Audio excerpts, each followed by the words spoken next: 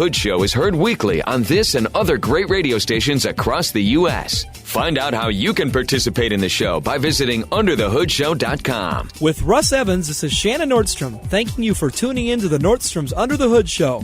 Have a great day, and remember, PTLA. The opinions heard on this program, based on the many years of experience of Russ and Shannon, are offered for entertainment value only and as a guide to your repair needs. No claim to repair or cause is given or implied. Always consult with your own certified technician and follow all safety procedures before attempting any repair. To be a part of the show, call 866-594-4150. Under the Hood is produced by Prairie House Productions. All content is the property of Nordstrom's Automotive Incorporated and may not be used without our permission. Copyright Nordstrom's Automotive, Inc. Now, let's go under the hood with the Nordstrom's Motor Medics. Welcome to the Under the Hood Show. We are glad to have you with us. Russ Evans is here to answer your automotive questions. Thanks for joining us under the hood. Shannon Nordstrom is here to do the same.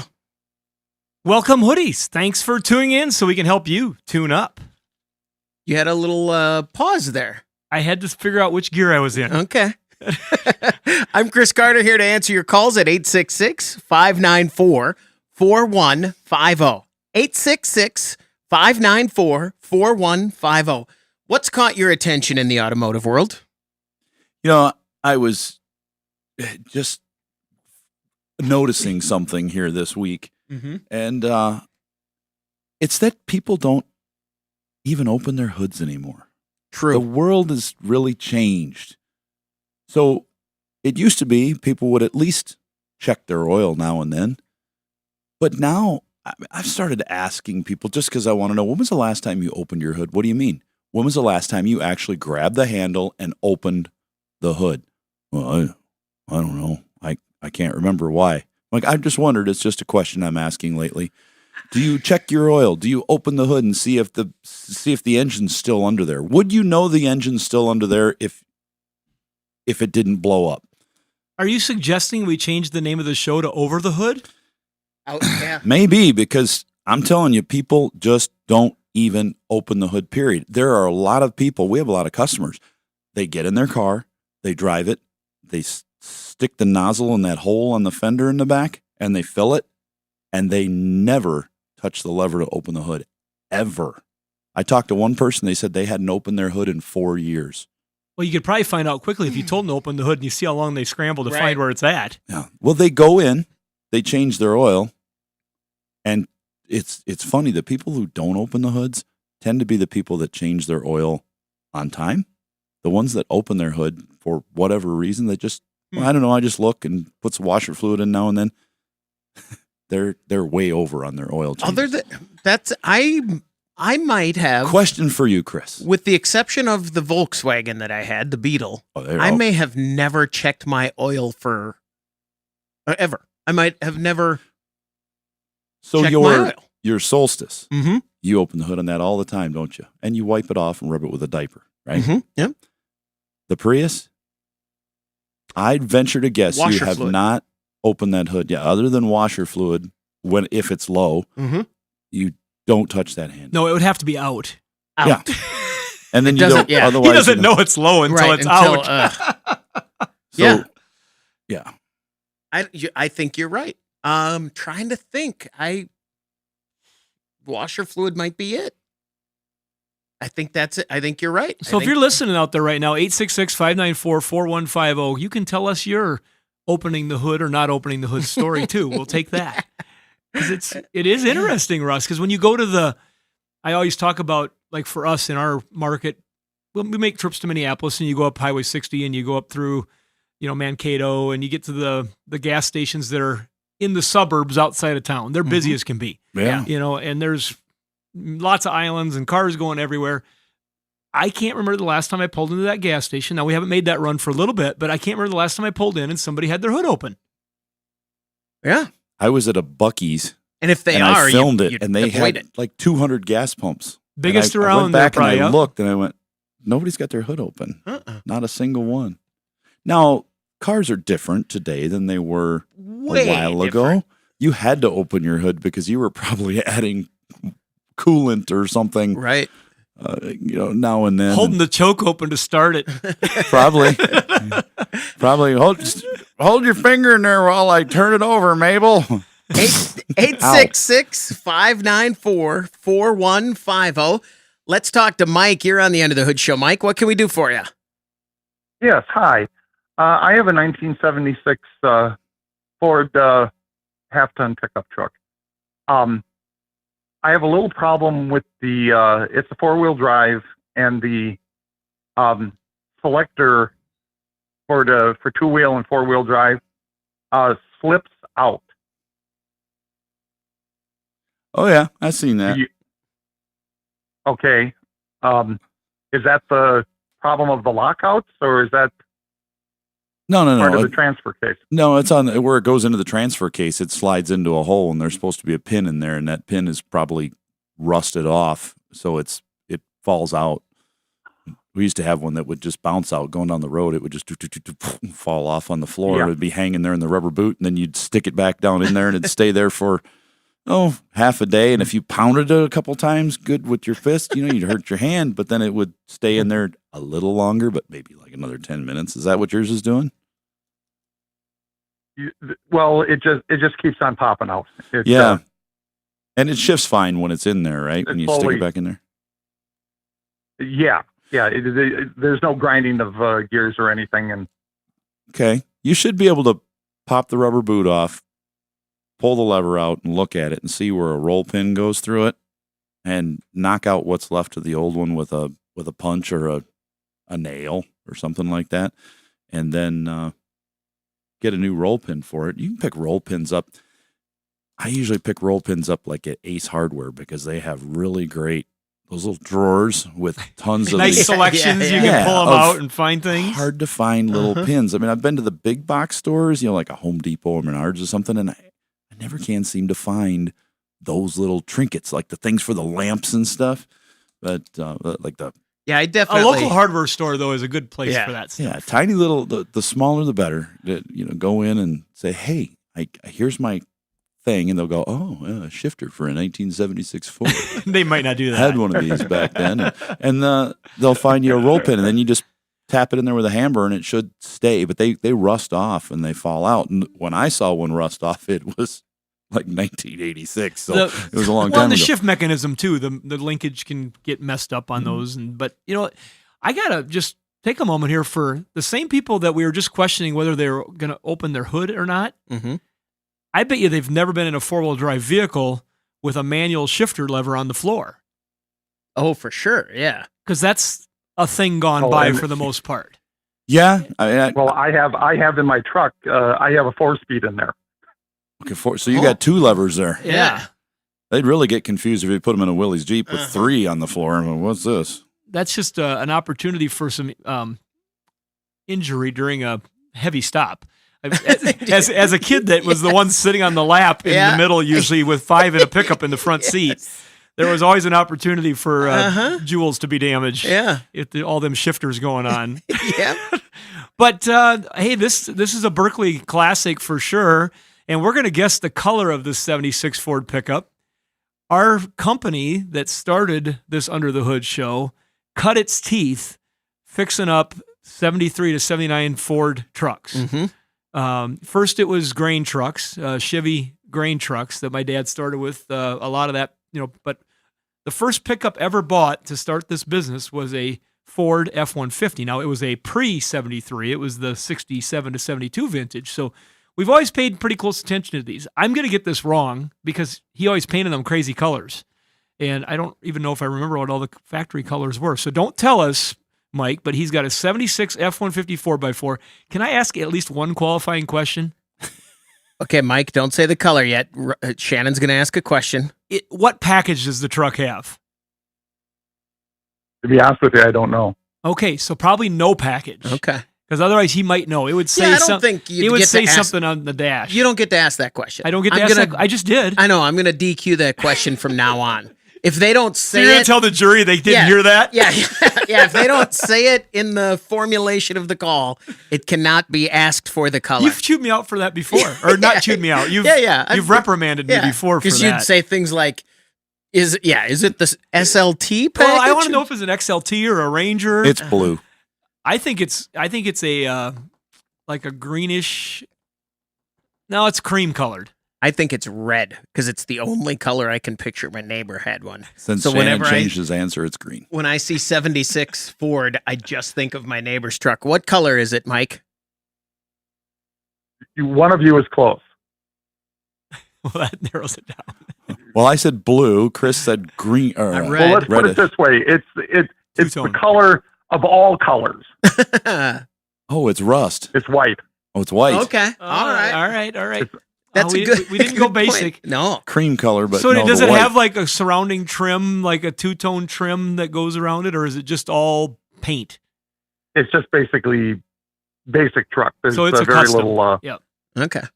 Oh, that's fun. Mike, thanks very much. Good for the call. memories. Who said cream colored? Oh. I think you get that. Well, they one. had that eggshell white Ford, and then they had white. I think you get that point though, because it's gonna white be, was white. but it's 76, so they're gonna blend. I know what he's thinking about when he says that cream color. It's more of a Canada smoke color.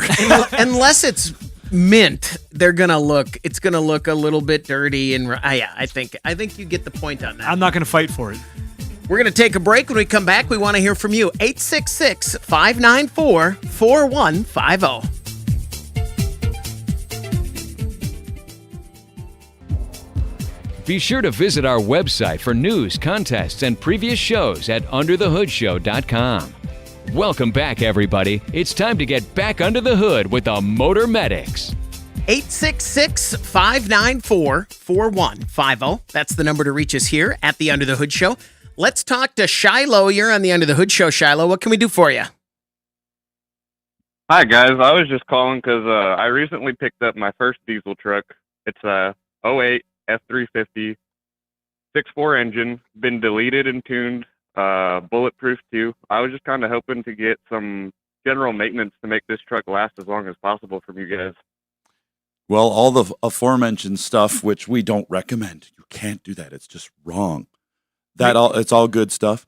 It's going to make that particular truck maybe last. Probably. Because in the stock form, they didn't last very well. No, they were just choked down with all sorts of garbage that just made you spend more dollars per mile to fill it, even though they claim it's getting better. It's not. Was it 08 to 10 they made that motor? And then 11 they went to the 6.7, correct? Or was that somewhere in there? One of the guys in our shop, his dad's got one, and they had plenty of problems with that, with different things, and they just keep repairing and adding and making it better as you go. But that and the 6.0 are really good engines if they've had some of the basic stuff done to it. So, and it sounds like you said, Russ, he's had some things done that should help that thing breathe and be hopefully a good long-term solution. Yeah, Sorry, I was going to ask if you guys know anything about the Mini Max tuners, the H&S ones in specific, because one of those came with my truck too. And again, this is my first diesel. I don't want to hurt anything. I just want it to last as long as it possibly can. I've had a couple of those H&S tuners broken on vehicles that came in where we had to put an engine in, and we threw them away and put a stock computer back in there because they were still equipped with all the factory stuff. If yours has been deleted, then it's been deleted with that tune, and if you take it out, it will not run.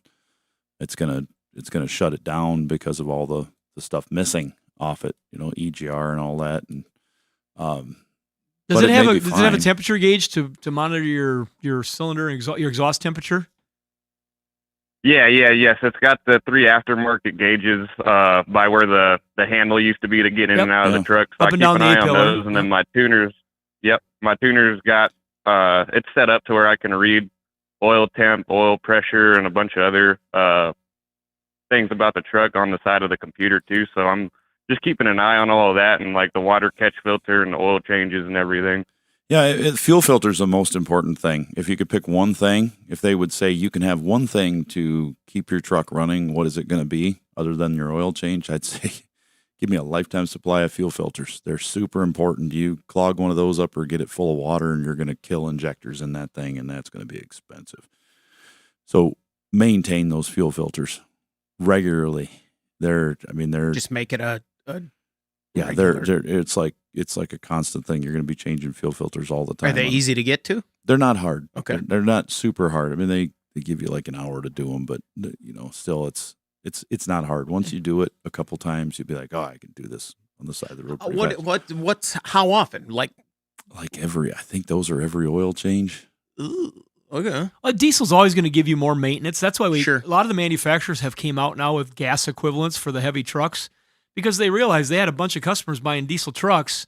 And as they engineered the diesel trucks to match the emission standards, they were getting used in a fashion that probably wasn't conducive to the way they were building them. Mm-hmm. And so they wanted to get people another option for a work truck. And so you saw more gas coming back into the market in the last 5 years.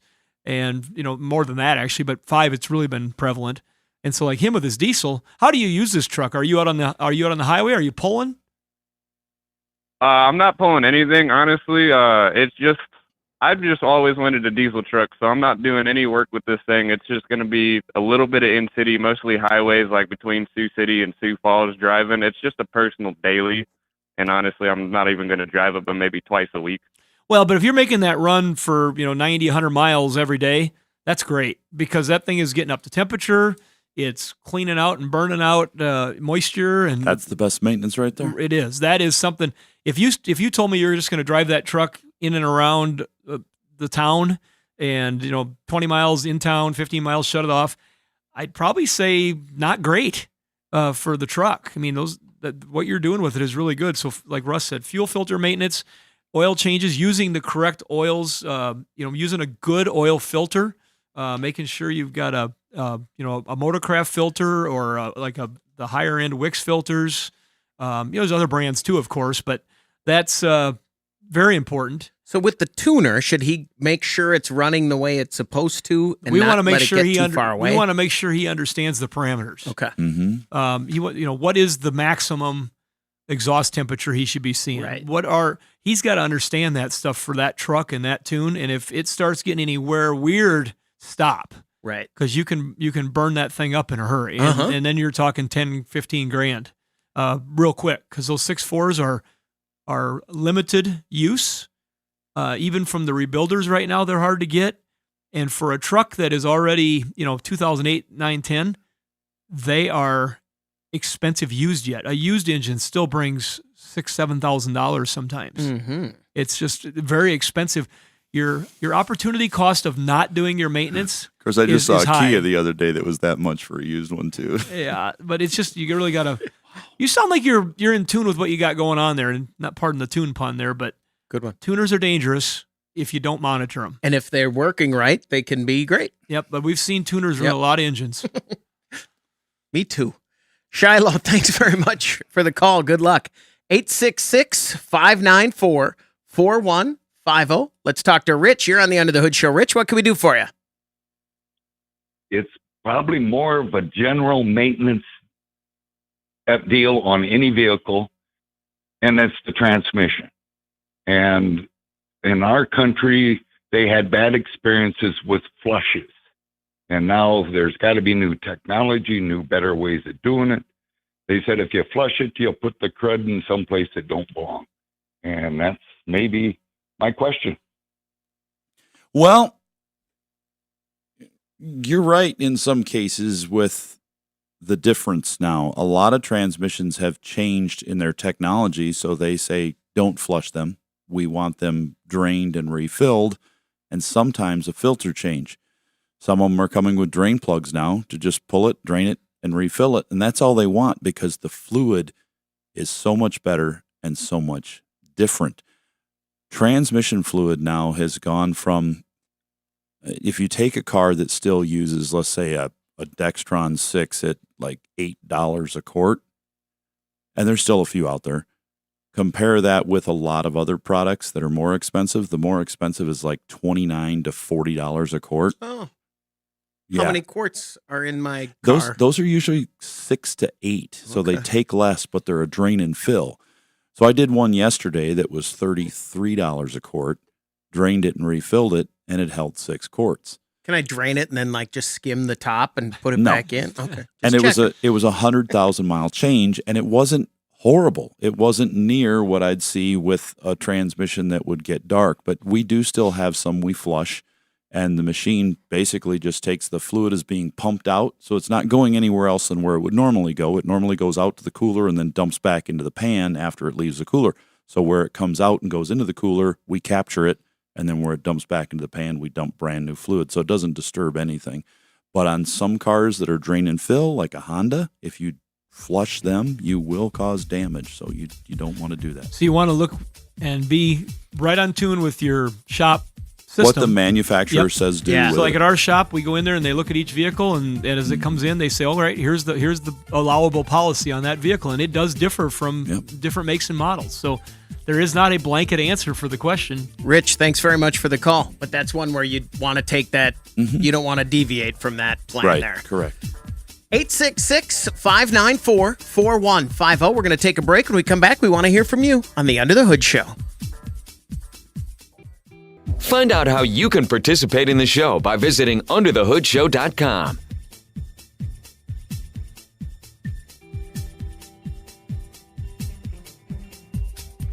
Eight 866-594-4150. This is the Under the Hood Show. If you subscribe to our YouTube channel and join the Hoodie Fan Club at underthehoodshow.com, you could win a hoodie. Like Stephanie Runyon, congratulations from all of us here under the hood and our friends over at Universal Technical Institute. Universal Technical Institute is an educational Goliath, a Leviathan. That's what George Williamson would call it, a Leviathan. I have not heard that word used for a while. Not probably in the 20 years since he said it. And Shannon said, wow, that's a big one for here. It's Big word for our environment. It's a very well-designed, well-run facility, many facilities across the country. They've got financial aid available, all sorts of different things. They can even help you with your GI Bill, walking through that if you'd like. And they'll train you to be a mechanic, to get a real career you can be proud of, and they're growing. That's a field that just has no limit, whether it's gas cars or electric cars or anything. They're moving. So check out Universal Technical Institute. You can find them at uti.edu, anywhere that there's an internet, even on your phone. I think that's something that's gone away. Internet. We don't have to say anything except uti.edu, and 99% of people will be able to follow along, I think. Well, when you type it in, it fills it out for you, and if you pay attention to the drop downs, you'll but be right even there. on the internet, you don't even have to say what it is. When you say, I don't have to say Remember go to your links? computer. You don't have to. It's just use UTI. this link and go. And advertisers have pretty much given that up because they know 10 years ago, they used to be able to say, well, go to this link. www. And then they would track the link and the whole thing. Well, now, even I said, I don't use links. If I heard something that was cool on the radio, I'll go, what was that again?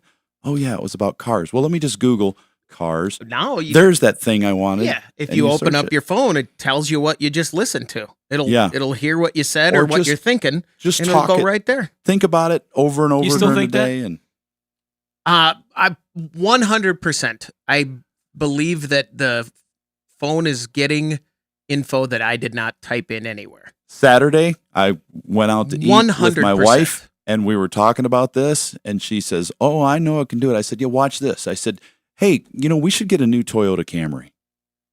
Those Toyota Camrys are great. And so all through dinner, we just talked about, well, yeah, the neighbor's got a Toyota Camry. We should think about Toyota Camrys. You ever thought about a red Toyota Camry?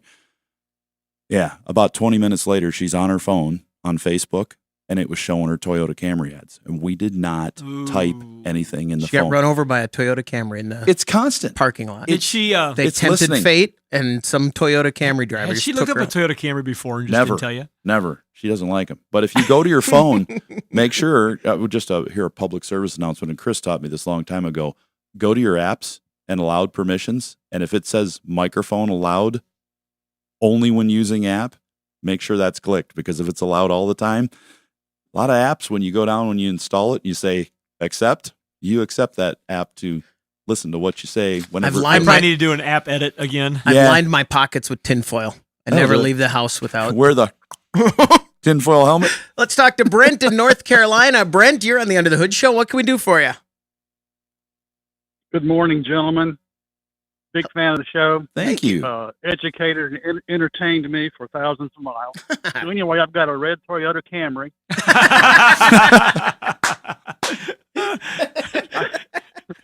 That was well done. I have a 19, Dodge Caravan, 93,000 miles. Misfire cylinder 2. Got a new coil pack, new plugs, injectors cleaned. The problem persists. Compression test, cylinder 2 is at 110. The two adjoining cylinders are 150. My mechanic says it's between 3,000 and 6,000, depending upon whether the problem is in the head or the block. What is your experience? And by the way, the only symptom at all, it runs great, is the check engine light. Yeah, and it's well, our experience in the last 24 hours. 48. Give it 48. 48? Yeah, it's 48. They picked it up yesterday. Yeah. No, there is occasion for the problem. The problem is most likely in the cylinder head. Let's just say that. And if that's the case, and you got a mechanic that's willing to dig into it in that fashion, how many miles are on the Caravan? 93,000, you said? 93. That bottom end of that engine is healthy. And they're about bulletproof. They will go to, we've seen them 300,000-400,000 miles. So when the heads don't go off. If you could get him to give you a quote on just assuming it's the cylinder head, that's the number you need to look at. And it's probably a case of pulling the head off and redoing the valves, or just getting a head. But sometimes the head has a problem too. But a lot of times it can just be the valves. And so you got to get it off, though, to inspect it to see what's going on for sure. And it's just starting, apparently, if it's still got 110 compression. Because didn't we have one, ours was like 60. Yeah, 60 on the It had a pretty good miss at idle, and just off idle, it was smooth, just fine. But it did have the check engine light as well. And that was a 16? 17, I think. Yeah, 16 or 17 Caravan. This is literally just recently. Yeah, the same engine, though. 3.6, correct? Correct. Yeah, and I assume it's just going to get worse as time goes on. Oh yeah, and the biggest problem is leaving it is going to be that the catalytic converter will suffer damage from long-term misfire. So it's not the news he wanted. But no. But if money's not the issue, and in Brent's case, we don't know, but would you fix it right away? Oh yeah. Yeah. Okay. Yeah, I would. There's not a point. This isn't something you want to wait on unless you're willing to put a catalytic converter on it and you're willing to put an engine in it. Because if it goes too long, you could have some cylinder damage from washout, things like that. This is something that a person could do at home too, if you're looking at heads and not a whole engine. If you had nothing but time, and you could save a lot of money, but sometimes, I do that all the time. Shannon's like, why don't you just pay for it and do it? And I'm like, well, because I want to do it myself and say I did it. And I'm starting to get to the point where I don't want to do that anymore. Right. Yeah, I know. You're just like, yeah. So yeah, a lot of people don't want to do it, but a lot of people do. So I generally I'm at the point now where I try it and make it worse. So I'm trying to find that balance there. Brent, does that help you out? It does. Thank you very much. Thanks very much for the call. Yeah, I had enjoy your Camry. Same cylinder on my Jeep, same engine. Did you pop that? Did you do that job at home? Nope, it was under warranty, and they couldn't get a head, and they ended up having to put a motor in it. Did he do that job? Oh, with not very many miles on the Jeep. Would you have done it at home if you? Nope. Could you have done it at home? With some time, I could have, but I chose not to. I You haven't done can anything do like it. that for a long time. You got to choose. Do you want a life, or do you want to work on your car or your house? Or I just don't. I don't. Whatever. I would get it tore apart, and I would never get it finished. Just my schedule's just doesn't Distraction. allow stuff for that. So whether imagined or not, I know how long a project I can take on. Right. And it's not that. 866-594-4150. Let's start to Armand. You're on the Under the Hood show. Armand, what can we do for you? Hello? Hello. Hello? Hear me? Go ahead. Hello? is this thing on? Yes. Hi. Hi. Hi. I have a Honda Civic hatchback, 98. It's now called, a classic at this point. And I was just wondering, I'm getting a buzzing noise now. I try and listen to, I turn off everything in the car and I just try and listen to my car and everything around me. And I'm sort of like getting a buzzing noise now and a sort of slow roar or rumbling when I have the car idling. And I was just wondering, I took it to a mechanic and he suggested that it could be the rubber supports for the engine. Russ was just over here making a symbol like this. If you could watch on the YouTube channel right now, he was shaking paint, but he was making the symbol for rubber motor mounts. That's what I rubber motor mounts. Right as you said that. I don't know anything about it. I can only tell you the symptoms, but I don't know what the answer could be. They're like rubber baby buggy bumpers, but they're rubber engine bumpers. You had to say that, didn't you? We've had a couple engines recently with this problem. We had a Equinox that had a shake, and it was an engine mount that was it got really hard and stiff and was shorter than it should be, so the exhaust was touching the frame under acceleration. And we had a Volkswagen GTI, and he says, it just did it overnight. It can't be engine mounts. And I said, I tell you what, if we replace all these engine mounts, and it's going to be about $1,500, it's going to stop. Well, you guarantee it. I said, I guarantee it, because we raised the engine up with a bar underneath, and it quit because the mount was just sagging, and the inside of the mount so there's two pieces of metal, one on the engine side, one on the frame side, and there's rubber in between. The metal is used so that when you tighten it up, it doesn't crush into the block and the frame. Well, when the rubber starts deteriorating, these pieces of metal touch each other inside of the mount, and it starts to vibrate. And you no longer have your rubber isolation. Right. So the way we verify them is we raise them on the hoist, we'll put them into gear, twist the wheel, whatever we have to do to duplicate that little vibration, and then we take a pry bar and we just lift up or move around. And if it quits, we can guarantee that engine mount is bad. But these Hondas, as they start to become classic, the mounts do deteriorate or just stiffen up. And like a car with a rough ride going down the road, all the vibrations transfer to the body and they start feeling rougher. They're just a little rough. Well, and you can get like our Camry had, where the car falls out of tune a little bit. And if the mounts are aged, maybe not junk, but they're aged, if the car's not idling correctly or it's just not in tune very well, it'll get rough, and then you'll get more movement, and you can get some noise. It's where things are falling apart. And so there's a combination of state of tune with some wear on the mounts, and then mounts that are just done because they're just worn out. But I think your mechanic is, from what you're describing, is leading you down the right path. So do you have to get them replaced, or is there a point where you can? If they're not clunking and you can open your hood and peek over it while you're sitting in the driver's seat and put it in reverse and drive and give it a little gas, and you don't see the engine rock and lift up and clunk, where you're breaking cooler lines and air conditioning lines and stretching hoses and wires, then it's fine. It's just going to be a little bit shaky. Make a note of it, though, so if that stuff does start happening, like Shannon said, you know, it might be that the engine's just running a little rough, the valves are a little rough, so even with new mounts, it may not make it perfect again. It might make it a lot better with new mounts. But hopefully you'd isolate that buzzing noise if the mounts are worn out and metal on metal. And good quality mounts, because cheap aftermarket mounts, you can maybe buy a mount on Amazon for $13, or you buy an OEM one for $90. Oh, there is a difference. One might be cushy smooth, the other one might just hold the engine in place. How much is it going to cost to put them in? It depends on the car. Okay.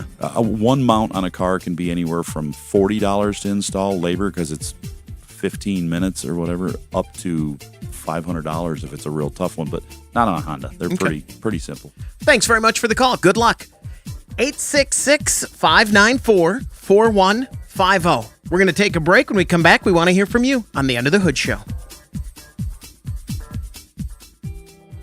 Make a radio appointment each week to hear the Nordstrom's Under the Hood Show. 866-594-4150. That's the number to reach us here at the Under the Hood Show. Let's talk to Mark. You're on the Under the Hood Show. Mark, what can we do for you? Well, I got a 2004 Land Rover Discovery. It's got 142,000 miles on it. It runs great. The body's in great shape. I'm just getting tired of the oil spots in my driveway because the valve cover gaskets are leaking. And I called your shop, and they said they won't work on it. No. This is the guy that would have decided, not me, him. And valve covers aren't going to fix it either. It's going to be more than that. It is? Oh, yeah, I can guarantee it. Shannon. You know what? Ours doesn't leak. Lucky you. You said that, but now you're going to have a spot when you get home. It doesn't leak. They leak. Mine doesn't. It's just the nature it of sits in the garage a lot, and there is never a puddle. Cars made from that company in that part of the world. I think you're being rough, Russ. Leak. I think you are. Yeah, Well, I tell you what. If you get the valve covers fixed and it 100% stops leaking and the engine's dry, give us a call back, and I'll give you a hoodie because I don't think it's. Oh wow. Wow! He's laying down some wager material. I'm telling you what the problem isn't if. The problem is getting somebody to work on it. Well, you're going to have that too, because a lot of people go, no, I'm not going to touch it, because you know what happens is they come in. Now, we used to do these things. They'd come in, you'd look at it and go, the valve covers are the worst thing leaking because they're at the top. Look, gravity, let's start there.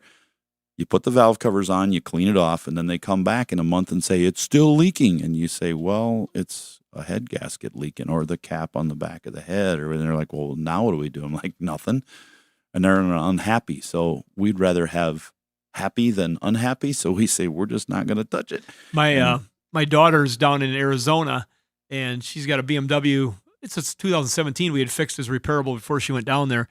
And I've found a shop that's near the university where she's at, and good people, enjoy talking to them, just trying to do things that need to be done, maintenance and whatever. And it needs a O-ring around the oil cooler. And I go, you guys want to do that? And he goes, I'd rather not. I go, why not? I said, I looked at the operation. It's not that big of a deal. And he goes, it just seems like once I start touching one of those, I never stop touching it. Exactly. And we had the same thing with a good customer. We put turbos on one of these. And I said, you know what? I'll put turbos on this BMW. It was a 16 because we've done a lot of them and we bolt them on. They're done. There's no more problem. They're fixed. He says, can you fix this oil leak? Nope. Why not? You just put turbos on it. I don't do that. I'm not touching that. That or a lot of the Audis. We're like, no, we're not touching an Audi Quattro. If it's got a leak, it's going to keep leaking. But there is a place. You said you were calling me, so that tells me you're close enough. There is a place in Sioux Falls that a lot of people wouldn't go to because they just didn't feel comfortable going there. It used to be called V&W Repair. Now they call it something European or something. But you'll find it if you look up V&W. Yep. It still transfers on the internet. But not VW like Volkswagen, but VNW with the letter. Good people.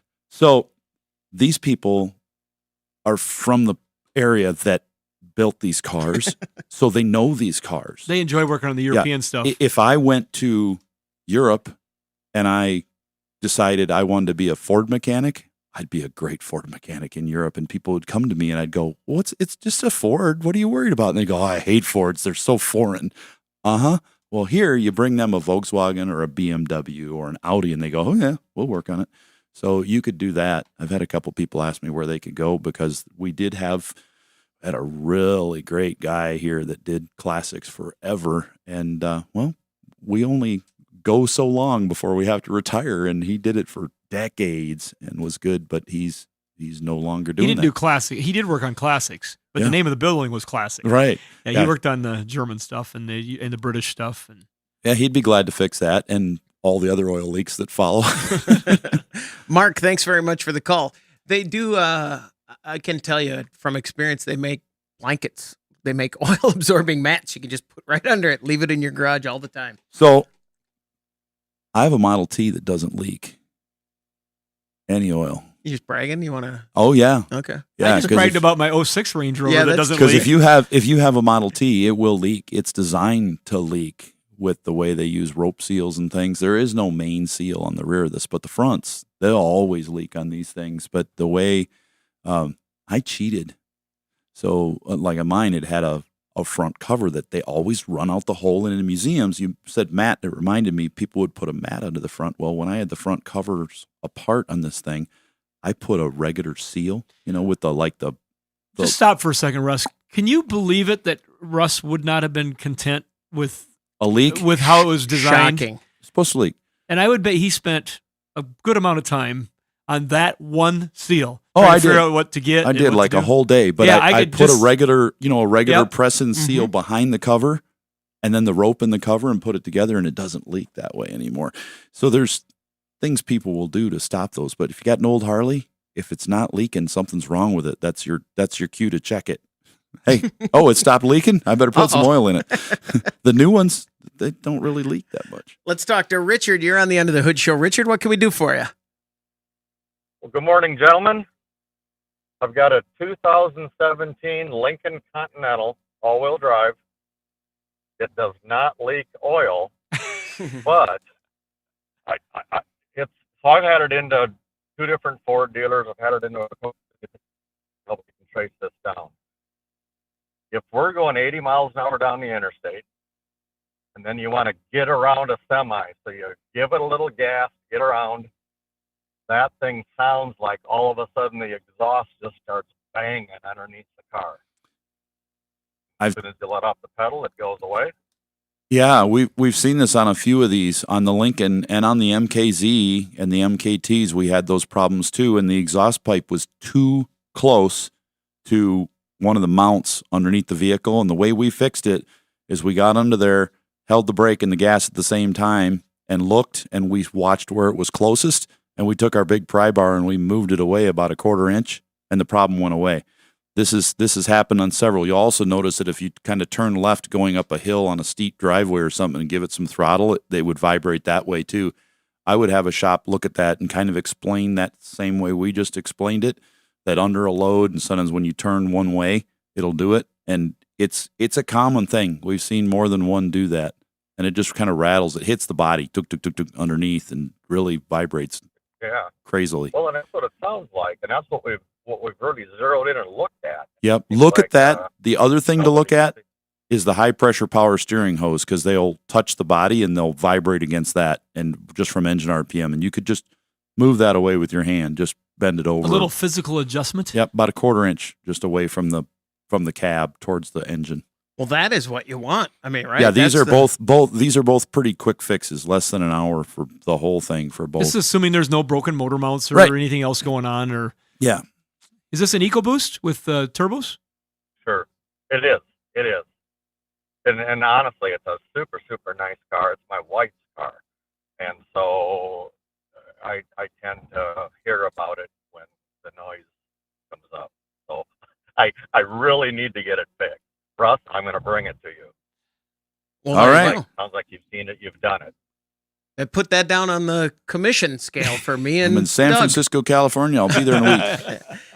866-594-4150. Lifelight's coming up. It is. We've got a big weekend coming up with Lifelight here in Sioux Falls.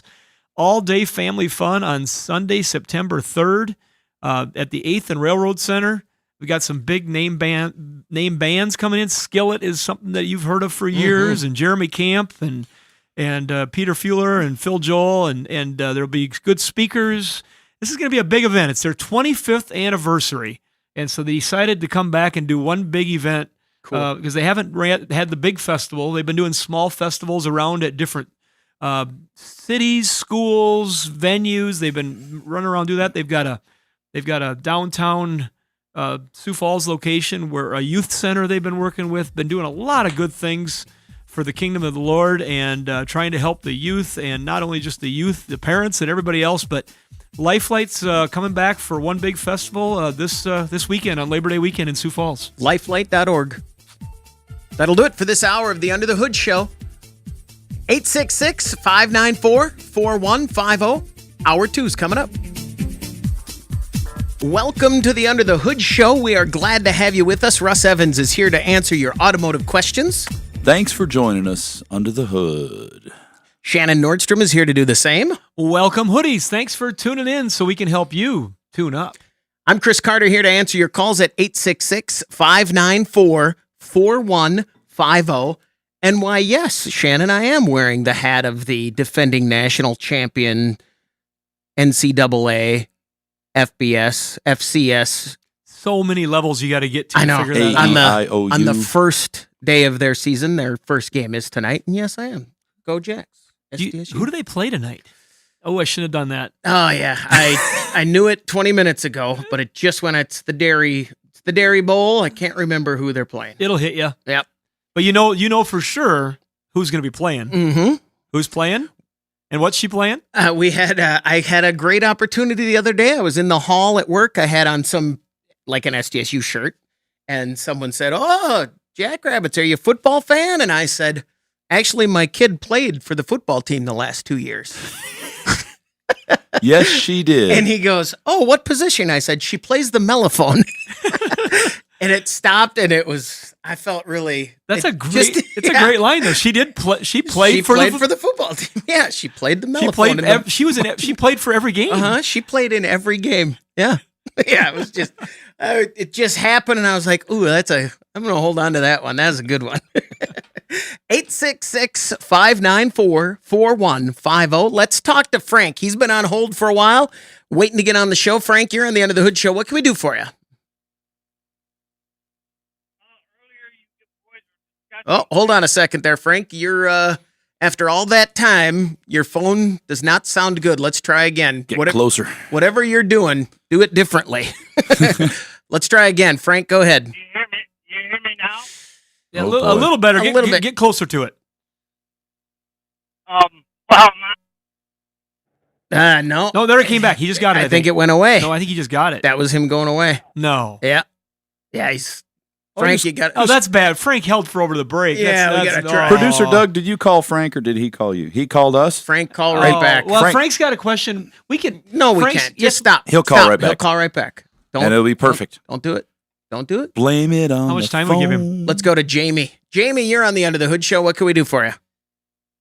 Hey, morning, guys. Thanks for taking my call. You bet. They got a 2011 Ram 5500. I use it to tow quite a bit of equipment, and I just bought it about a month and a half ago.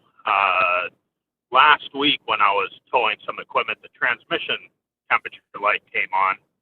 I think the temp got up to about 270. I stopped, let it cool down, and then took it into the local shop there. They just had it in yesterday, blew out the lines, cleaned out the coolers, and thought if it would happen again, I might need to take it into a transmission shop. So today I was pulling a trailer, empty trailer. Temperature got up to 255. The light didn't come on, but I took it back home and switched it out with my other truck. And just curious, see what your guys' thoughts are on that, or if I need to do something else to it, or put a aftermarket cooler system on it, or... Well, for people that are listening, he's got a 5500 Ram. So this is like a medium duty truck. So you take a 1500 half ton, people call it a half ton for years, 2500 3/4 ton, 3500 1 ton. Those numbers don't correlate as much as they used to because they've made the capacity of these trucks so much heavier anymore. But he's went to a 5500, which is a commercial chassis work truck. It'd be the equivalent of a F450, 550 Super Duty. GM makes their medium duty line. I mean, everybody's got this next level heavy truck, and they are designed for much heavier loads. They're designed to be upfitted with different apparatuses people will put on the back, flatbeds, cargo boxes, you name it, water tanks. There's all kinds of stuff that they upfit these things to put out into the work world. But at the end of the day, they're using you got a Cummins diesel in this one? Yep. And an automatic transmission, correct? Yep, automatic. It's got the Asian transmission. I think the problem is your cooler shot. It's got thermostats in it, and they're stuck, and there's a problem. You got to get those out of there and put a regular cooler on it. But when that fluid gets that hot, it's going to ruin the fluid. It's going to burn it up. So, concerned about transmission problems if you don't get that even figured at the 250. So they've probably already changed it the first time, didn't they? When it got that hot. Yep. Oh yeah. Yeah, and then they're gonna they changed it all out. it'll turn black very quickly and then clear if it gets super hot and then the transmission's smoked. But it's got to be a cooler issue. If you're hauling empty and it's doing that, that tells me the thermostat closed and stayed closed and it just got hot driving empty. Get those things out of there. You're replacing the thermostats. So when we put a remanufactured transmission in a Dodge product, and the transmission and the cooler is almost identical in a 3500, we buy a remanufactured transmission. So a lot of times they come with the parts to remove those thermostats, and they say, if you do not put this in there, we will not cover this transmission because it's going to get hot. And if we get it back with evidence that it's been hot, they can tell if it slipped a clutch because it was overloaded and burnt up, or if they had a problem internally, or if it got hot and caused something to fail. They're pretty good at diagnosis on these products, but you're not running into that with a warranty issue. You're just running into a heating issue. I would do that. You may not have any major damage in the trans yet. So the first step to do is make sure it stays cool, which is going to be to get the, and I put a brand new cooler in it and replace the line set with the one that doesn't have well, you're going to replace the lines because you want to make sure one's not collapsed inside, but then that thermostat block, you want to dump the thermostat out of that, and they'll have a little little piece that goes in there to get rid of that. And don't wait. And I can already tell by the tone of your voice. Mm-hmm. Don't wait on this because that transmission is very expensive. Yeah, cooling things is huge, and I can give people right now the PSA of the second one I think of the show. Can't remember what the other one was already, but clean out your coolers, your area between the radiator and the condenser where you can't see, and that means have somebody else do it if you don't know what it is or you're not comfortable with it, or do it yourself. Use a garden hose without the sprayer. Just put your thumb over the end of it and you rinse that thing out good. Keep it clean. We have had a number of them this year already. We've had to replace air conditioning systems on that were over $1,000 because of dirt. That was it. They could have washed it out with a garden hose, done it in 10 minutes, and not had to do this. We've had an engine overheat because there was a big, looked like a mouse house between the radiator and the condenser. It's important. And at home, too. We don't do a lot of home stuff, but if you walk by your AC condenser and you see that air conditioning outside is covered with like cottonwood tree stuff, turn the power off, then turn the power off and wash that off, clean it out good, turn the power back on and run it. It's heat will destroy stuff because heat turns into pressure turns into heat, and they will burn stuff up. Does that get you pointed in the right direction there, Jamie? Yeah, I think so. Thanks a lot, guys. Thanks very much for the call. 866-594-4150. Got to take a quick break. When we come back, we want to hear from you on the Under the Hood Show. Car feeling ill? Don't want to spread it to your wallet? Call the Motor Medics now for free advice. 866-594-4150. That's the number to reach us here at the Under the Hood Show. Let's go to Ohio and talk to Willie G. You're on the Under the Hood Show. Willie, what can we do for you? Hey, guys. How you doing? Long-time listener, first-time caller. Welcome. Thank you. I have a 1996 BMW 840 Ci, and I've owned it for about 12 years. For the last 5 years, it's been stored. A couple of years ago, I tried starting it up to go around the block to make sure that I roll it a little bit. So I did my oil change and everything right before doing this. I started up. It started right up, no problem. I drove for about 2 or 3 miles, like on the streets, and then I figured, let me try to take it on the freeway. Well, right before going on the freeway at a light, when I kind of punched it, it stalled and it died. And I tried starting it, and it wouldn't start back up. I went and checked the fuses, and I found the fuel pump fuse blown. I replaced it with a different fuse, like for the horn or something like that. That was the same amperage. It started right back up. and slowly I drove it back home and parked it, and it's been parked ever since. Any ideas what I could try? I know that it's got the old fuel in it, and I don't know how to empty that fuel, how to get that fuel out of the tank. I'm very familiar with this car. I was working as a BMW technician when this car came out, and I really like the 840 and the 740 two-door. You're going to need a fuel pump. The fuel pump is shot. That's why it blew the fuse.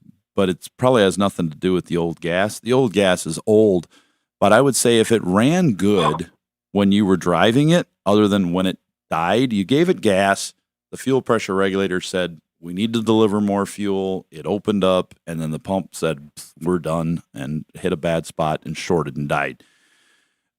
When you pull the pump out of the tank, you should be able to smell that fuel just when you take it out. I mean, you're going to... Does that one have an access door? I don't... Yes, I think it does. Some of them, some of those BMWs did. So, but when you take the pump out, you're either going to smell normal. You don't have to put your nose in it, but you should either smell fuel and it's not going to be overwhelming, or it's going to be so bad that you're going to say, whoa, it's like a can of turpentine and I've just painted a bunch of boards in the garage with the doors closed. It's going to be nasty. If it's that bad, yeah, you'll want to pump the fuel out of it and find a place that would take it. You know, there's some recycling places that do oil that could mix a little bit of it with it. But if the fuel's really not that bad, if it's just a little off, then yeah, just put the new pump in it, run it. As long as it looks clear when you look inside of there, don't stick a light in there nothing electric that's hot. You don't need a problem. We've seen it happen before. You got to say it. But yeah, I mean, if the fuel's not that bad, you can just run it and put new fuel in it. You know, put the new pump in, fill it all the way up with good fresh gas, and you'll be fine. But I think your pumps it's just gone, and putting a new fuse in it got it by for a little bit. But the only thing on that circuit should be the fuel pump. That's it that runs that circuit.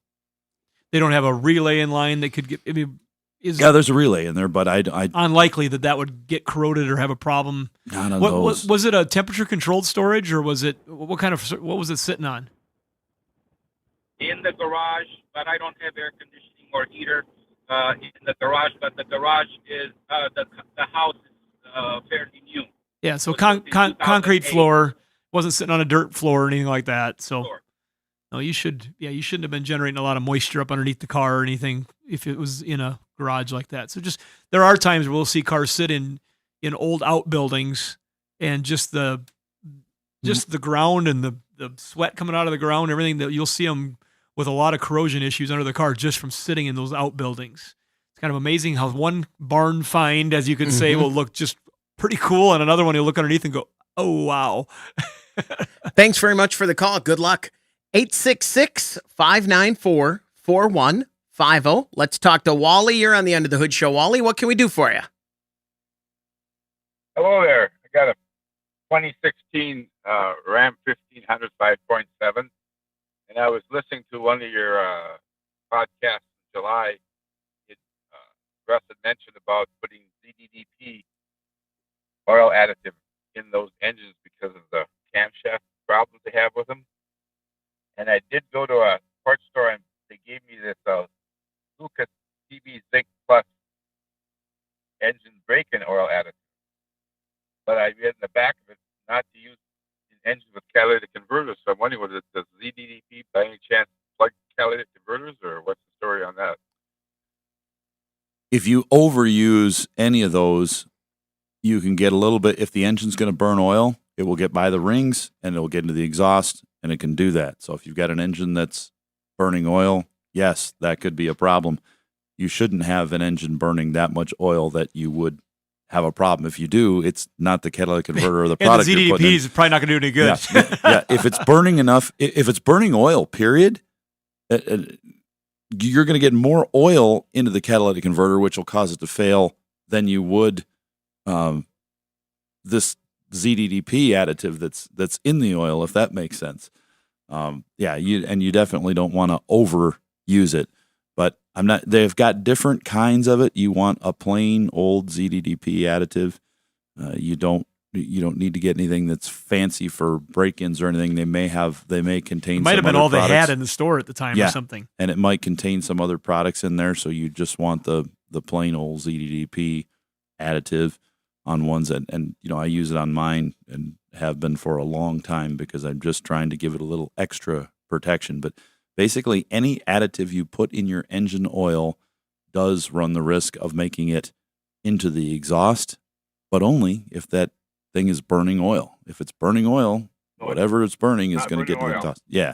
So then you're fine. You're not going to, if it doesn't burn oil, it can't get into the exhaust. But Russ, you're a little bit nervous about him using the one that says for break-in. Yeah, something. I'm not sure what else might be in that oil, in that break-in but oil. That extra lubricity of ZDDP is what would be in a break-in oil because, we've seen older engines when they first were figuring this out that just right away had problems because they didn't have the additive in there. And it might be fine. You just don't know that product enough, right? Yeah, we're just not familiar with it. So I don't know that one at all. We know the brand. I mean, the brand is well known. They've got, we know the brand for sure, but just that particular product we don't know.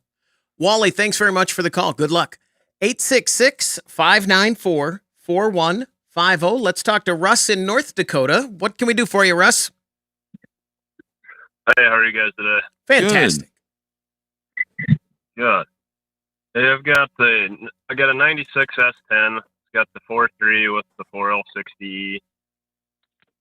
And I've noticed lately that when it shifts into third gear, it kind of, it's like the power drops off almost. It's like it stumbles for a little bit, not the engine, but the transmission. And then it kind of catches up, and then it goes and shifts regularly. But it's almost like the torque converter's unlocking before it gets into overdrive. That's one of those things I'd have to drive to see. I think I know what you're talking about.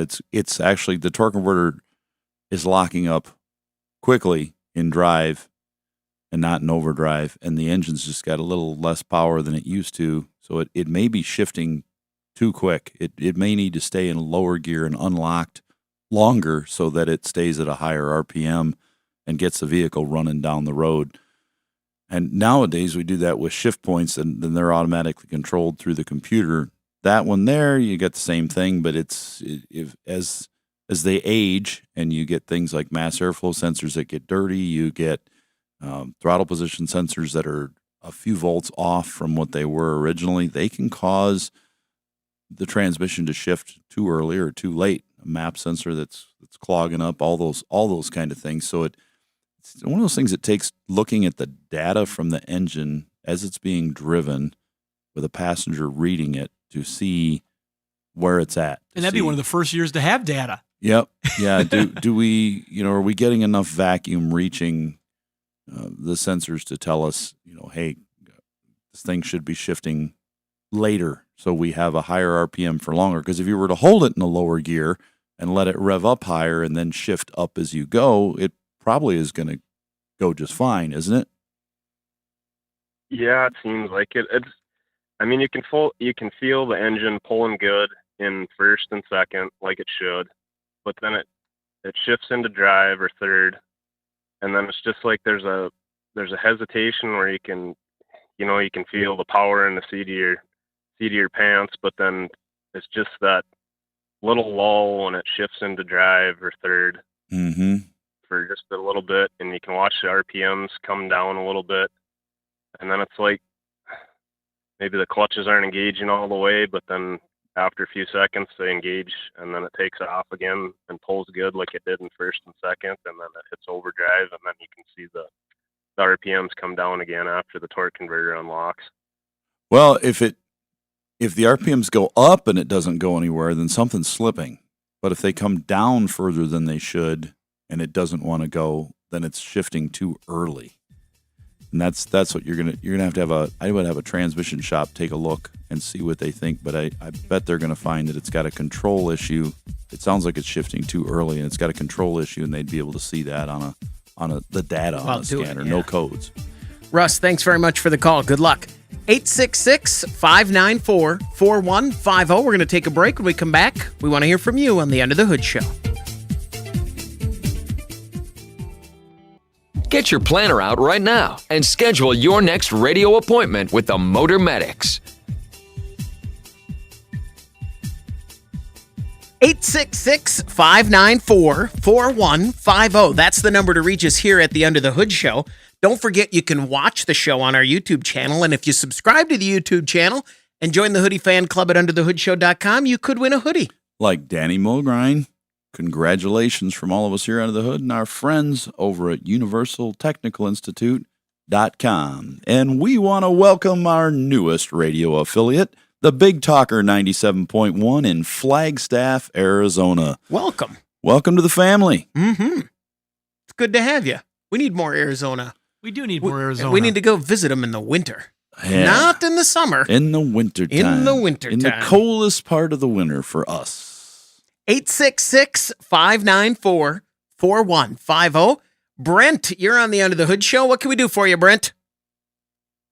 Hey, so I called a couple weeks ago on this Escalade, 2013, and it had a cylinder 4 misfire, and I have a spare engine sitting on the stand. I pulled the coil. It was the first thing I was going to throw on there. I figured it was the culprit. The spark plug wire pulled apart, so everything was good. I'm like, this is going to be an easy fix. Well, I swapped the coil. I bought brand new wires, new plugs. I swapped the injector from the 2-cylinder. I was still getting a number 4 cylinder misfire, and then also I started to get P354, the number 4 coil circuit fault. So you guys kind of talked me into maybe doing an ECM. Well, I just put in a refurbished ECM from Flashmasters. I drained all of the E85 that was in it, which was all 26 gallons, and put in 6 gallons of premium, and I'm still getting a number 4 cylinder misfire. Are you still getting the coil circuit fault with the computer? No. Okay. So we've seen a few of these that have had an ECM go bad, and they give you that code, and replacing the ECM will typically fix that code. I have a question. Brent, when you thought it was going to be an easy fix, you didn't say that out loud to anyone, did you? You just had that thought, and did you quickly mask the thought? Because that's the... I kept it to myself. All right. Good. That's the first step. Don't tell anybody. We'll keep it quiet. The cat's out of the bag now. Yeah, now he's in trouble. So what happens, though, is if it's allowed to run too long with that misfire, it can cause issues with the cylinder. Usually not with the coil or the injector or anything, but it can cause a problem with the cylinder. So the next step we do is a leak down test and a compression test and a running compression test on those, on a couple cylinders. Try it on 4 and then one next to it and see what you get. And if you see a drastic drop in number 4, we got to find out where the air is going. Is it going by the exhaust? Is it going by the intake valves? Or is it going past the piston into the crankcase? We want to find out where that's going. I'm trying to remember, Brent, had you done any of those state of health tests on the engine itself? I haven't yet, no. You kind of don't want to, do you? I don't want to. Mm-hmm. I'm dreading it. But here's what on my scan tool, I'm also getting an open loop fault. Well, an open loop fault? On the fuel system. Yep. What is it? Do you have any other codes, or it just says open loop fault? No, so on my scan tool, I do live data, and it's just checking the fuels. 1 and 2 bank, it says open loop fault on both. Well, then it's got something that's failed, that is not where it's supposed to be. If you compare all the parameters on your scan tool to the parameters off the scan tool in the book, so to speak, wherever that book is, internet, whatever, you're going to find something that's not right.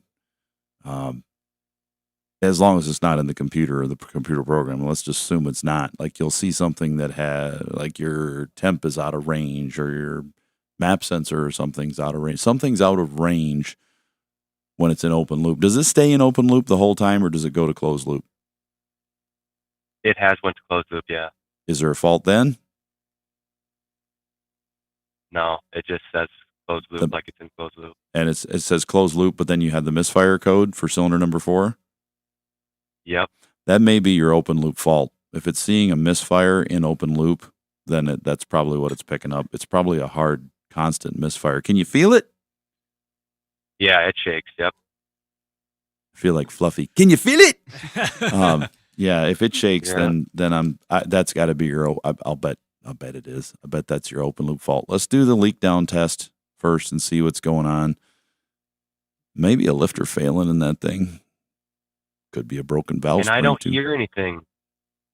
There's no ticking. No noise. Then maybe you're lucky. It might be a broken valve spring just being a little weak, so it's leaking. We have had a few of those, and we've replaced them in the vehicle. Just pop the valve cover off and apply air in the cylinder and swap the spring out. So that could be it. Let's start with a leak down test first before you do anything else. Get a cheap leak down tester, unless you're going to use it more often. Get a more expensive one, but even the more expensive ones aren't that much, and you'll hook that thing up and it'll show you how to calibrate it by turning the dial when you put it on there and let her rip and see how much leakage you got. You may just play it by ear, top dead center, both valves closed, and listen, do I hear air coming out the intake?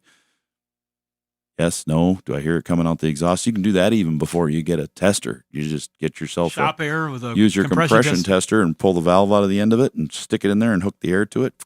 See what you get. Brent, good luck.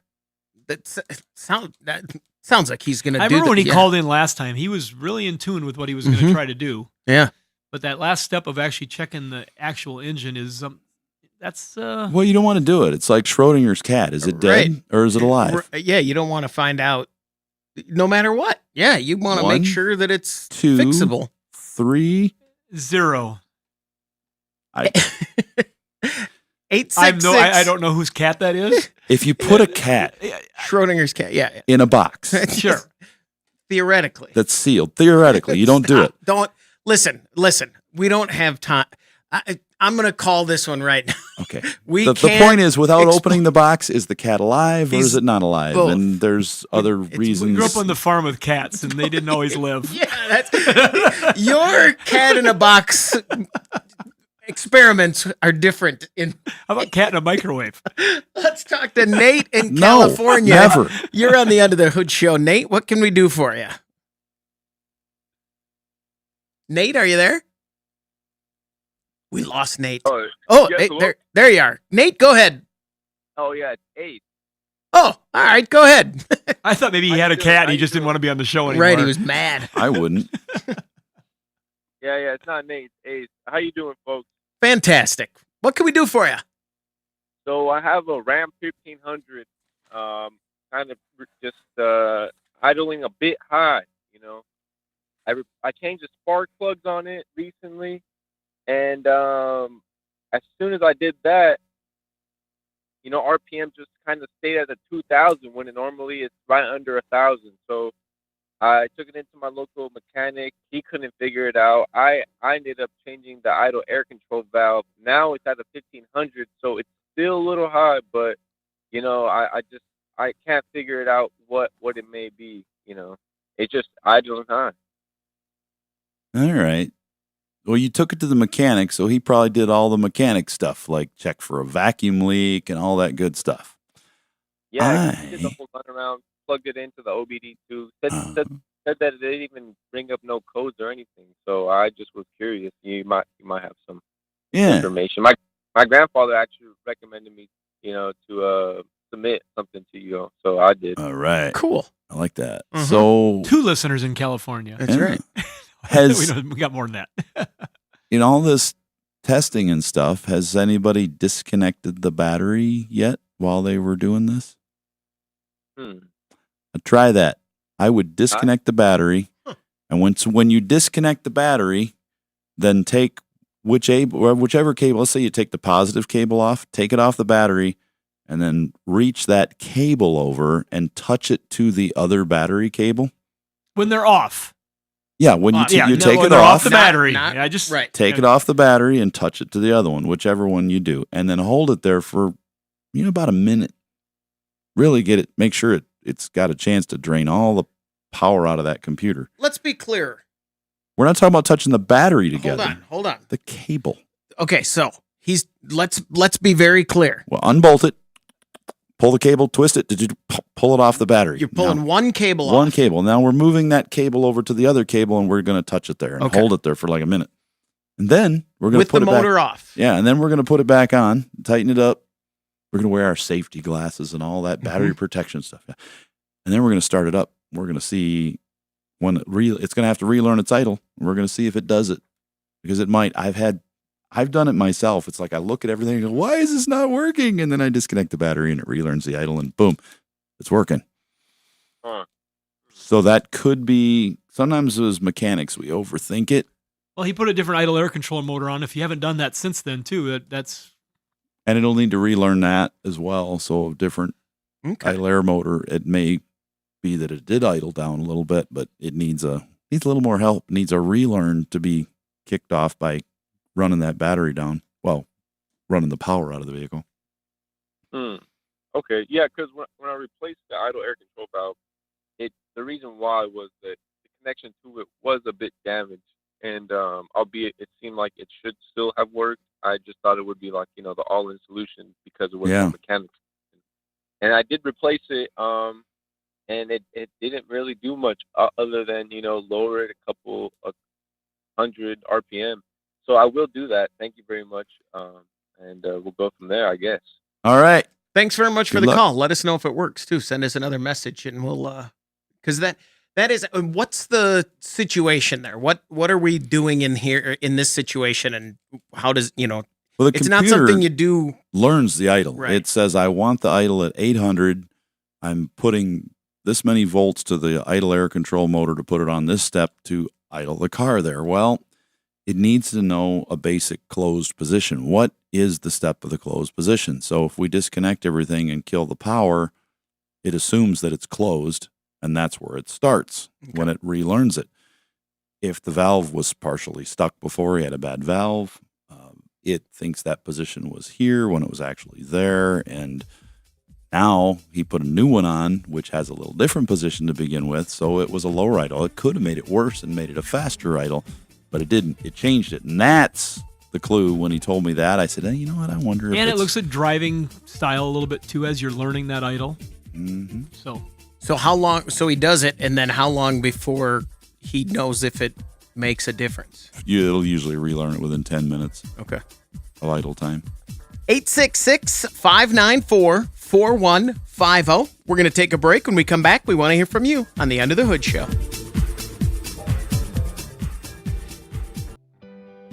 Prepare to learn something. You're going under the hood. 866-594-4150. That's the number to reach us here at the Under the Hood Show. Let's go to Mississippi and talk to Antonio. You're on the Under the Hood Show. What can we do for you? Oh, I have to answer it too. Hold on, Antonio. Now you're there, Antonio. What can we do for you? Yeah, I had this serpentine kit put on with the electric fans with the stainless radiator, but I was having a problem with keeping cool. 82 Chevy truck. You put the serpentine belt kit on it and got rid of the regular mechanical fan and put an electric fan on it? What kind of electric fans did you put on it? A big single one, or did you put dual fans on it? It's got the dual. Are they the Firebird Camaro F-body fan kit? That's what it looks like. That should work.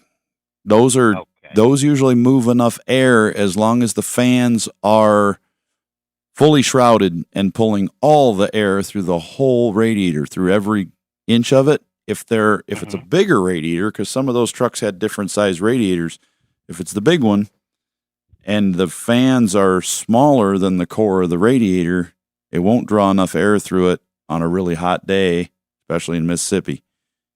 Well, when I stayed cool in traffic, it started. Like it was used to start, but I did change the thermostat. I thought maybe it might have been a faulty thermostat, Yep. How big are the fans? Do the box that holds the fan? Is this two separate fans just bolted to it, or are they in a box? Yes, sir. It's two separate fans bolted to it. And it's got that stainless, the shroud. Oh, yeah. Mounts to it in front. Okay, I've seen that.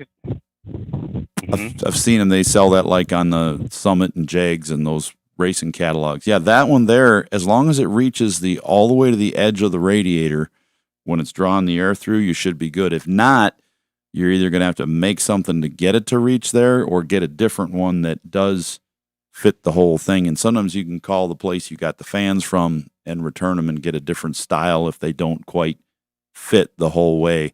They've got to pull air completely on those. The old mechanical fans work great because they always had that plastic shroud that would pull air from the whole area.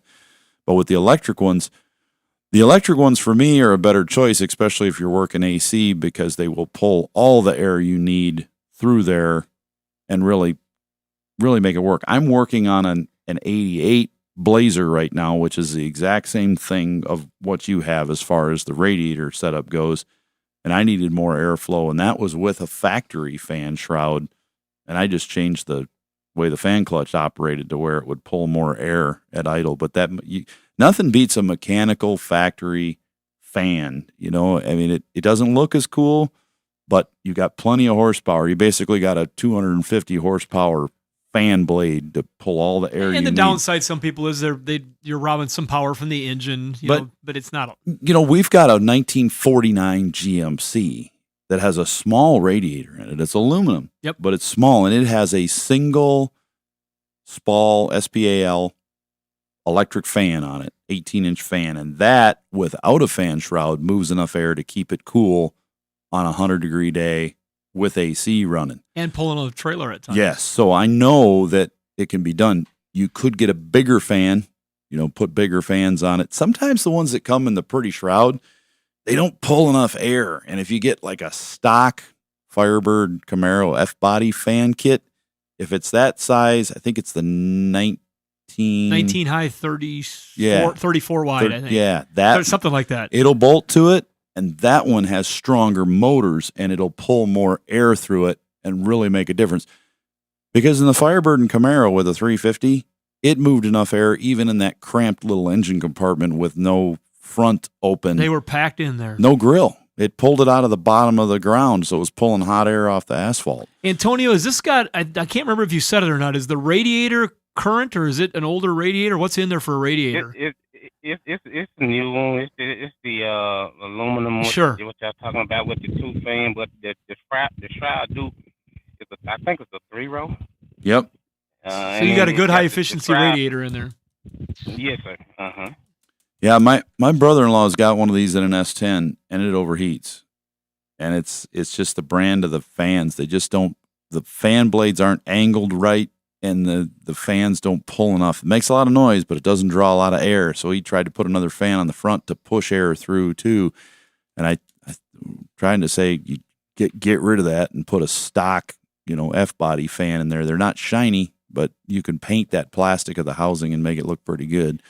Get more airflow. Russ, Antonio's got a Berkeley Classic here. Oh, yeah. And we got to, don't tell us, Antonio, but what color is his 82 Chevy? Is this a two-wheel drive or a four-wheel drive? What do we got going on here?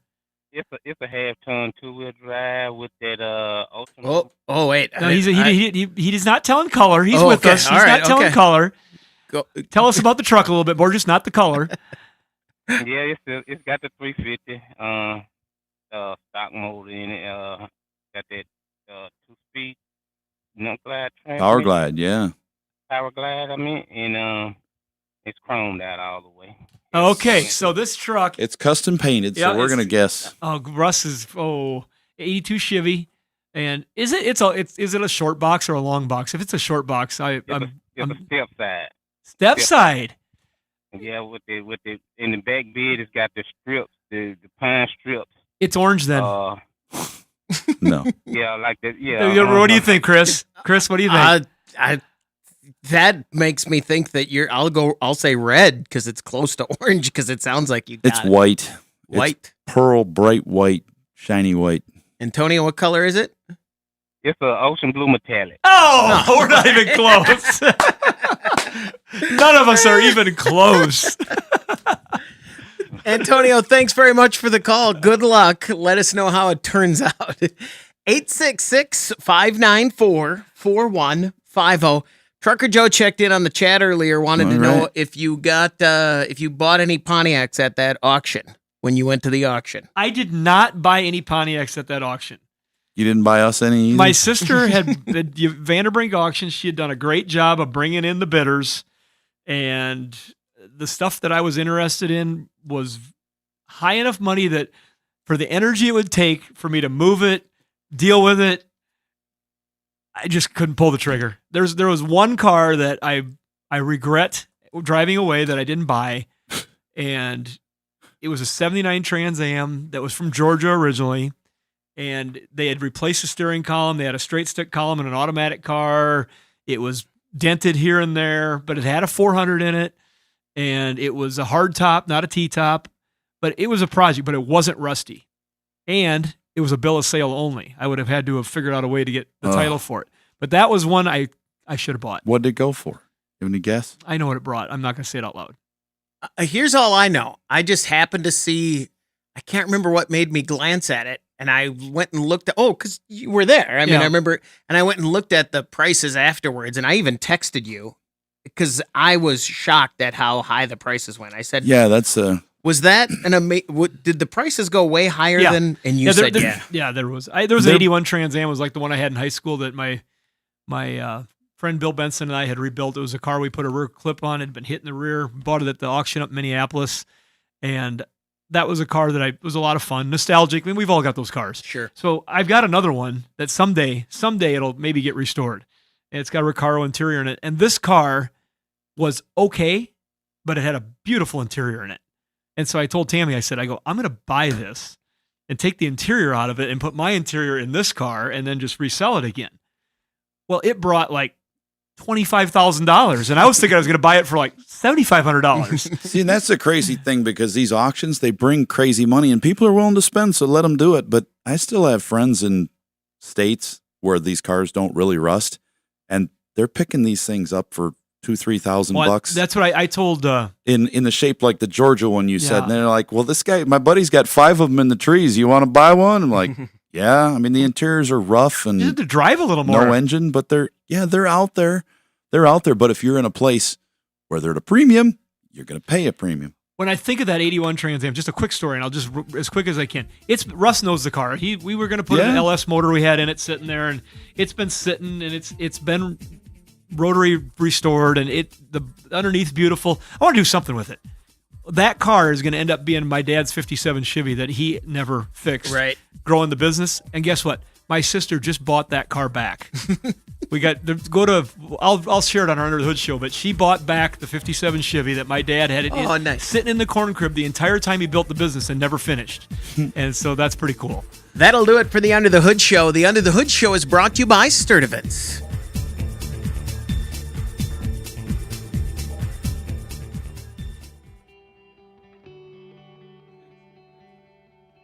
All right, that is the Under the Hood show. This is the after show. Yeah, the auction we were just talking about. I was just blown away by the prices there. That I said, is the seller happy? And you said very, very happy. The seller was very, very happy. Yeah, I can get what for that? Yeah, no, the seller was very, very happy, and the buyers, a lot of them were grumbling. But sure, there's times you go to a sale and you'll find a bargain, but in this era with the internet and the exposure things get, it is harder and harder to get what you'd consider sneak one out. Yeah. And so I guess I was there kind of thinking I'd protect the bottom in case something did sneak out. But yeah, I didn't buy anything.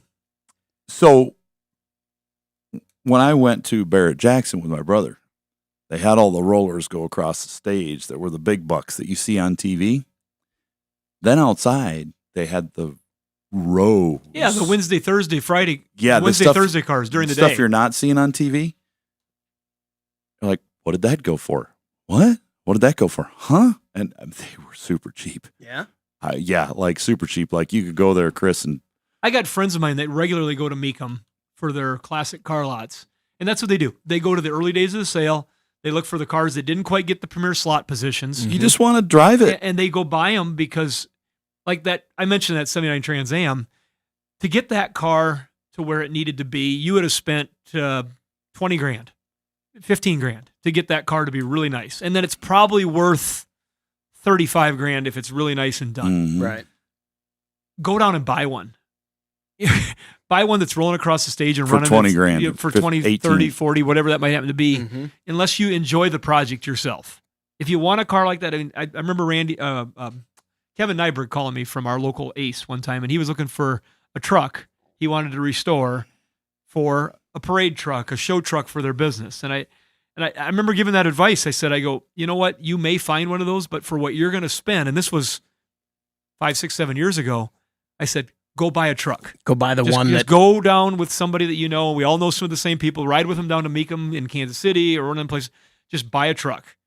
And now the trucks have went crazy since then. I hope I know he bought one. I don't know what he did, but to restore one, if you're not the one that can do it yourself anymore, you're going to be writing a check every month to the shop.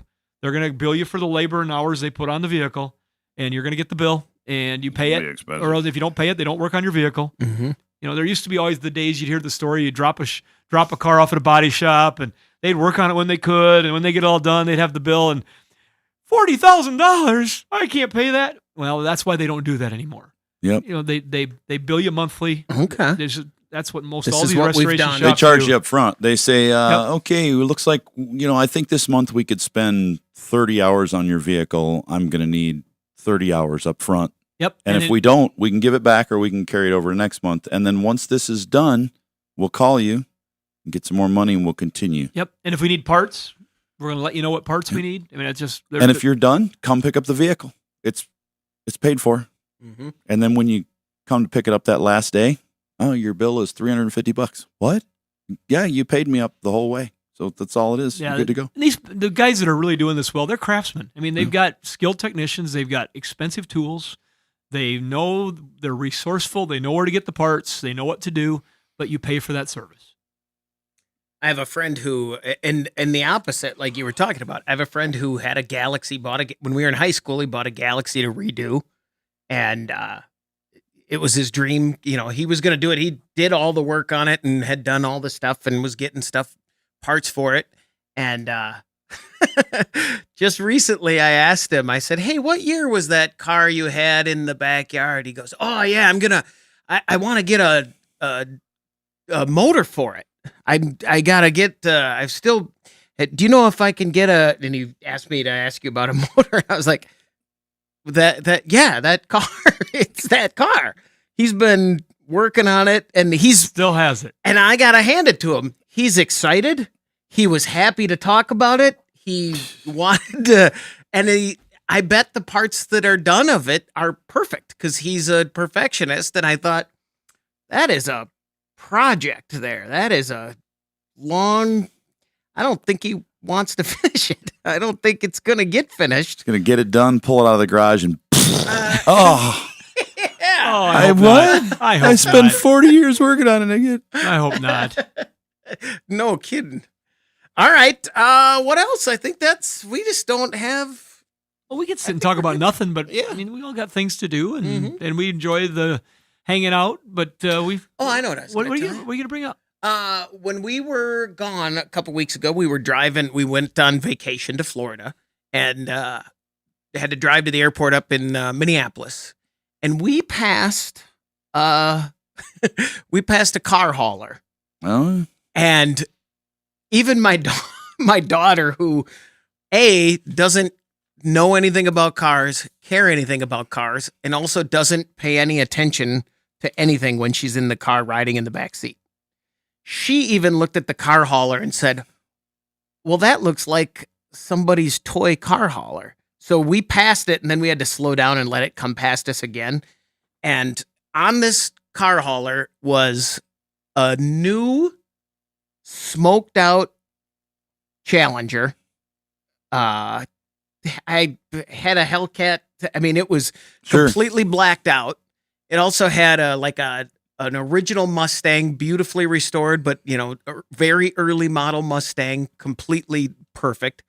About a 71, 72 Camaro, striped, big wheels. I mean, it was just perfect. A little red truck that was almost perfect. What a variety so far. And a Lamborghini, all on this car hauler. and I said, that looks like somebody's, like they're moving. It's a bit, garage. like They're it's a joke. Like, let's see if we can get one for everyone on this car hauler. And all I could think was, I'm super nervous. Speaking of car haulers, Road and Track, I think, on their Twitter account, or maybe it was Car and Driver. I don't know. One of the big, magazine names over the years. Mm-hmm. They posted pictures of Tesla Cybertrucks that are produced and going out to somewhere, and there's like 3 of them on a truck, and it's going to take a while to get used to seeing those. It's quite a vehicle. It's quite a vehicle, but boy, looking at those just on the trailer, it's like a stainless steel kitchen sink. Yeah, they're rough looking just because of the way they're made, but I can't wait to see one in person at some point. Oh, and the semis are rolling out too. Yep. I saw the other day, and I thought of Chris for some crazy stupid reason, but somebody had like one of those in Europe. The semis look way different. Mm-hmm. They're just there was one of those hauling an enclosed, like probably had cars or something in it with the roll up. Yeah. So it's one of those rolling down the highway. You went, there's a lorry. And it was right-hand drive. Oh, really? Yeah, that's what no, I just happened to look over. I'm looking, we're watching all this weird stuff go by. And I'm like, what is interesting? This? Why is this here? And who is it for? It may have been a display truck for like somebody going to the racetrack where they set it up as a display, but it had that kind of a thing in the back, like maybe they were displaying something on. And I've seen them at SEMA before, but in this part of the country, you don't see a lot of them rolling through. But now around here, you see all sorts of weird stuff that you don't. But you do see stuff, and even we've talked about this a lot. You see a lot more makes and models of everyday cars here too, that you just, and we've talked about it just on recent shows with, hey, I have this car, but there's not a dealer within 600 miles. I got it on the internet, or, at some point there'll be a dealer because there's more of those cars and people to buy them around. But like what you're saying, would you see that car hauler? When I see a car hauler that's open like that with those kind of cars on it, I see people that buy really expensive cars and then they get the cheapest transportation they can find to haul it, which is so dumb. Unless that thing was a deadhead and they said, pick them up here, we're following you, and we're driving to the place, Yeah, right, because they got to stop somewhere, and you don't. That's like, hey, come steal me, or hey, come scratch my paint. It's like, no, you don't. If you got a $500,000 Lamborghini, you don't put it on an open car hauler and haul it across country and let it sit in the parking lot at the truck stop overnight. Who does that? I never. No, I'm gonna pay. I called to see what it would cost to get my grandson's Corvair hauled from Washington to here, and the cheapest transport I could find was $3,200. Now, 7-8 years ago, that would have been a $700 haul. It's gone crazy money, and that's not even enclosed. They just throw it on the back of a flatbed or whoever can haul something. But if you got a nice car, the difference between enclosed and open.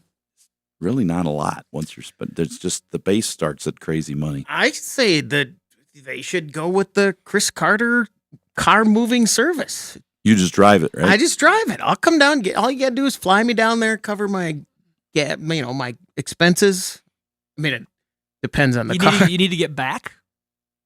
Driving it back. They'll fly you back too, right? No, I'll go get the car. Yeah, I mean, you're assuming they all get sold in your hometown. That's a good point. I'm leaving out one step. Yeah, you are. You got another step there. Yeah, yes, but I'm thinking Phoenix, calling you guys on Thursday morning, and I'm like, I don't know where I am. Atlanta to Kansas City. Yeah, Yeah, you're right. I need to get back here eventually somehow. I'll get routed. It'll be such a busy business that I'll be able to just pick and choose. But I'll do that, depending. All right, there we go. That'll do it for the Under the Hood show. Thanks, everybody, for watching. No matter what you're watching, if you're watching on YouTube, if you click the like button, that would be fantastic. It helps. That helps. Being on the chat helps.